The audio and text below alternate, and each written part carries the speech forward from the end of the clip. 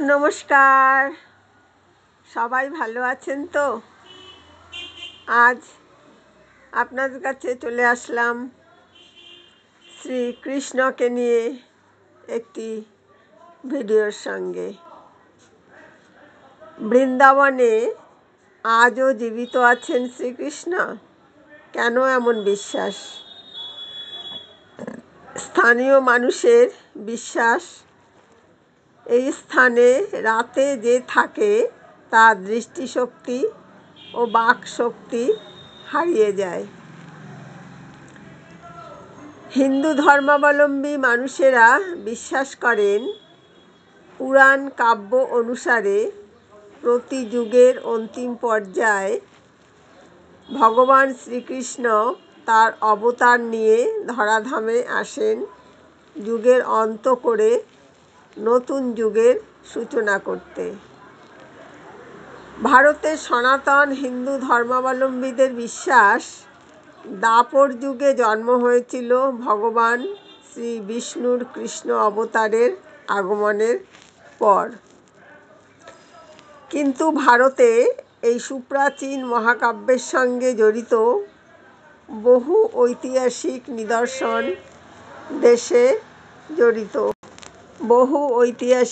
নিদর্শন দেশে ছড়িয়ে ছিটিয়ে থাকলেও আধুনিক বিজ্ঞান প্রযুক্তির কারণে ঐতিহাসিকদের মধ্যে অনেক মতবিরোধ আছে পুরাণ কাহিনীতে বর্ণিত শ্রীকৃষ্ণের অলৌকিকত্ব নিয়ে।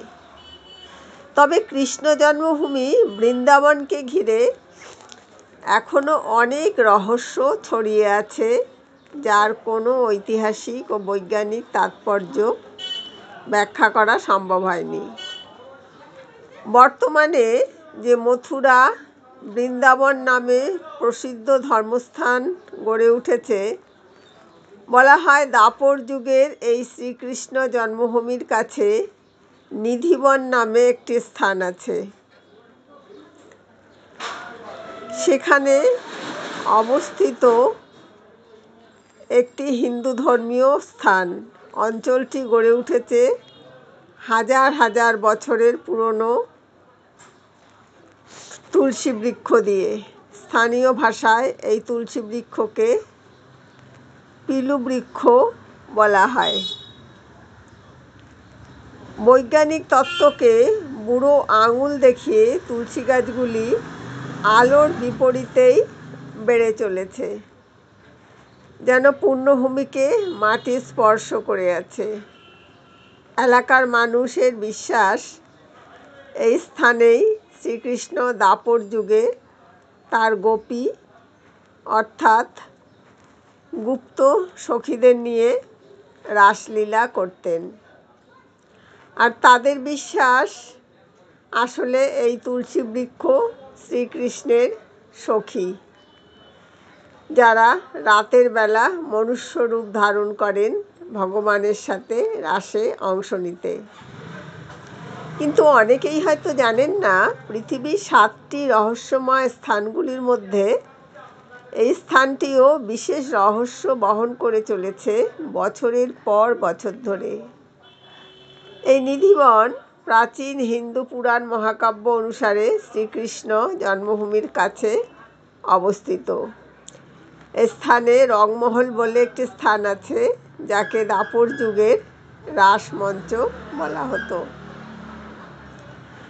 লোককথা অনুসারে গোপীদের নিয়ে এই রংমহলেই মধ্যরাতে রাসলীলায় অংশ নিতেন শ্রীকৃষ্ণ। আর অদ্ভুত বিষয় এটাই যে এই অঞ্চলের মানুষ এখনও বিশ্বাস করেন প্রতি রাতে এখানে এখনও শ্রীকৃষ্ণ আসেন তার গোপীদের সঙ্গে প্রেমরাসে অংশ নিতে। সেই বিশ্বাসকে গুরুত্ব দিয়ে আজও ওই অঞ্চলে রাত নামার আগে বন্ধ করে দেওয়া হয় রংমহলের মূল মন্দিরের দরজা। আর মন্দির বন্ধ হওয়ার সঙ্গে সঙ্গে গোটা নিধিবন অঞ্চল ফাঁকা করে দেওয়া হয় আর ভালোভাবে তল্লাশি নেওয়া হয় গোটা এলাকার, যাতে নিধিবন সংলগ্ন মন্দিরের আশেপাশে একজনও মানুষ না থাকে। স্থানীয় লোককথা অনুসারে রাতের অন্ধকার নামতেই নিধিবন সংলগ্ন চারপাশের অঞ্চল শুধু যে জনমানব শূন্য হয়ে যায় তা নয়, গোটা এলাকায় থাকে না কোনো পশু পক্ষীও। এমনকি নিধিবন সংলগ্ন অঞ্চলে যে বাদরগুলি ঘুরে বেড়ায় তারাও রাতের অন্ধকার নামতেই প্রস্থান করে এলাকা ছেড়ে, থাকে না একটা পাখিও। এমনকি চারপাশের বাড়িতে নিধিবনের দিক করে জানালা পর্যন্ত তৈরি করা হয় না। কি এই নিধিবন রহস্য? কেন রাতের পর কোনো মানুষ এই অঞ্চলের দিকে তাকিয়েও দেখে না? স্থানীয় মানুষের বিশ্বাস, এই স্থানে রাতে যে থাকে তার দৃষ্টিশক্তি ও বাকশক্তি হারিয়ে যায়। প্রতি রাতে সন্ধ্যারতির পর মন্দিরে রূপোর পালঙ্ক সাজিয়ে রাখা হয়। থালায় পান ও লাড্ডু ভোগ হিসাবে রাখা থাকে। প্রতিদিনের মতো রোজ ভোরে মঙ্গল আরতির সময় সেই স্থানে সমস্ত জিনিস ব্যবহৃত অবস্থায় পান মন্দিরের প্রধান পুরোহিত। মন্দিরের মধ্যে ছড়িয়ে থাকে শাড়ি, শৃঙ্গারের দ্রব্য, এলোমেলো অবস্থায় থাকে বিছানা, পান ও লাড্ডু ভোগ অর্ধেক অবস্থায় পাওয়া যায়। অনেকে অবশ্য মনে করেন এই ঘটনা কোনো মানুষ অথবা জীব করে থাকে, যদিও বা সেই কথার কোনো সত্যতা প্রমাণ করতে পারেনি নৃতত্ত্ব গবেষকরা। স্থানীয় মানুষ বেঁচে আছে ভগবান শ্রীকৃষ্ণের উপস্থিতির প্রাচীন কথাকে নিয়ে।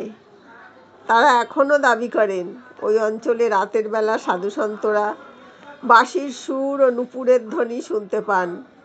বিজ্ঞান আর বিশ্বাসের দ্বন্দ্ব চলছে এই যুগ যুগ ধরে, আর নিধিবন থেকে গেছে পৃথিবীর রহস্যের আধারে।